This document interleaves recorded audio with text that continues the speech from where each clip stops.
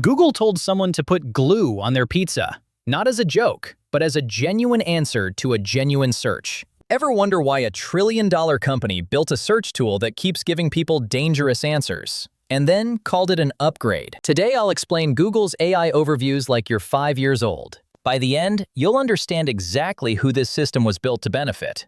And it isn't you. Here's the setup, because if you've searched for anything on Google in the last year, you've seen it. Before you even get a list of websites, there's now a big AI-generated paragraph sitting at the top of the page. It summarizes the answer for you, so you get what you need without clicking anything. Google calls this AI overviews, and they framed it as a gift, a better experience, search but faster. Sounds great, but here's where it starts to get interesting. That summary Google wrote for you didn't actually come from Google. It came from websites, blogs, medical sites, recipe pages, forums that actual humans spent actual time writing. Google's AI read those pages, pulled the key information, rewrote it, and put it at the top of the results. The website that originally wrote it never got a visit, and never will.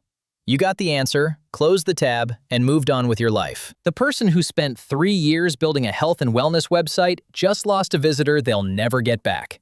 This is happening at scale, and the numbers are not small. Studies tracking web traffic after AI overviews launched found that clicks to websites dropped anywhere from 30 to 65%. Some small publishers have reported losing 40 or 50% of their traffic. Others have lost as much as 80%, not because their content got worse, but because Google stopped sending people to them. Think about what that actually means for a real person. Someone builds a website over 5 years, writes hundreds of articles, and answers questions nobody else is answering. Then Google reads their work, rewrites it, and hands it to you for free, without sending you their way. The writer still pays for hosting, still pays for their tools, and still pays for their time, but the visitors just stopped coming. Imagine a supermarket copied every recipe from every cookbook ever written and printed them on cards at the entrance, so nobody buys cookbooks anymore. But the supermarket is still selling ad space next to those recipe cards. That's the business model.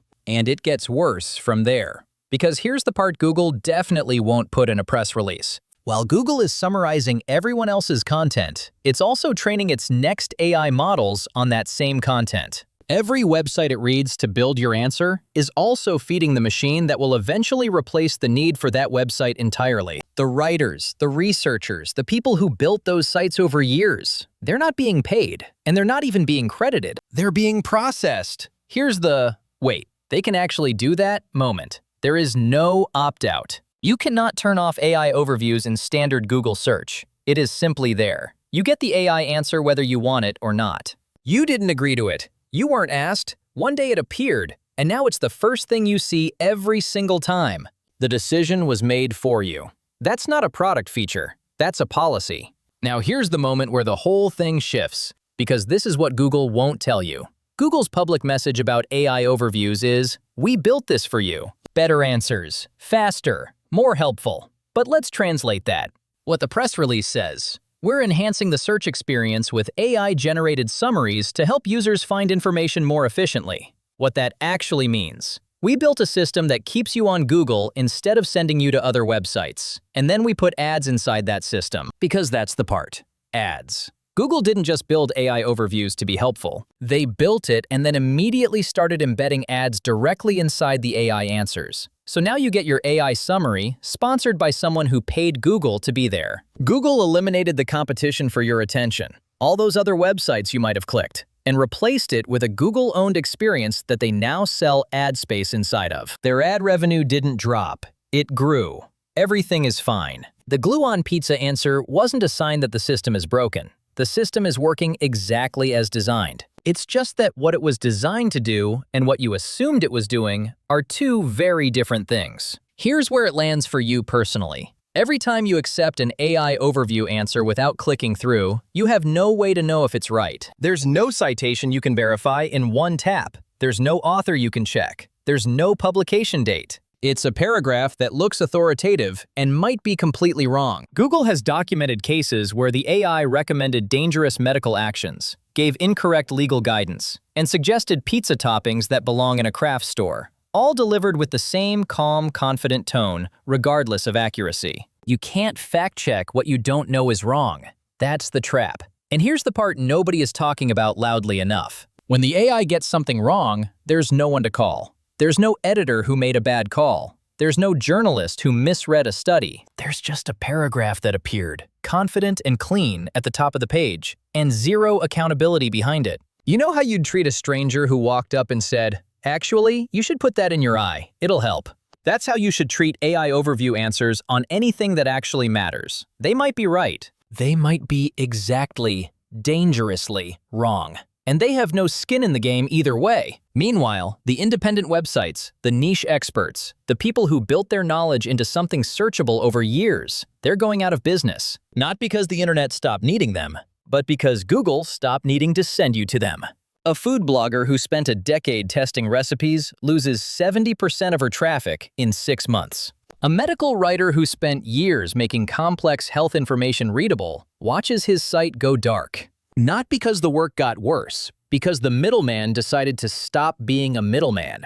The web was built on a deal. You create something useful, Google sends people to it, those people become readers and customers. That deal just got rewritten, without telling you, without asking the people it affected, and without giving you the choice to opt out. So what do you actually do with this? Start treating AI overview answers like a confident stranger giving you directions in a city neither of you lives in. They sound sure. They might be right, but verify anything that actually matters before you act on it. Health, money, legal, anything with real stakes, click through. Find the actual source, see who wrote it and when. There are search tools being built specifically around this problem. Tools that show you the source before they show you the summary, so you can verify what you're reading instead of just trusting a paragraph that appeared. That's worth its own conversation. Because here's the thing. Google framed AI overviews as a gift to users. And maybe some of it genuinely is. Faster answers on low-stakes questions, sure. But the structure underneath it, the eliminated competition, the ads inside the answers, the content harvested from the entire web without payment or permission, that was a gift to Google's bottom line. You were just told it was for you. Here's the recap before you go. Google built a tool that reads the web, rewrites what it finds, puts it in front of you, and earns ad revenue while doing it. The people who wrote the original content don't get paid. You can't turn it off. And when it gets something wrong, including telling you to put craft supplies on your dinner, there is no one responsible for the outcome. That's not a bug in the system. That's the system. So here's the question I want you to sit with, and I want you to actually think about this one. If Google's AI is trained on content made by people it's now putting out of business, what does the internet look like in 5 years when those people stop making content? Who writes the recipes, the guides, the research, when none of it leads to a living anymore? GDK content disappears. What exactly is the AI going to summarize?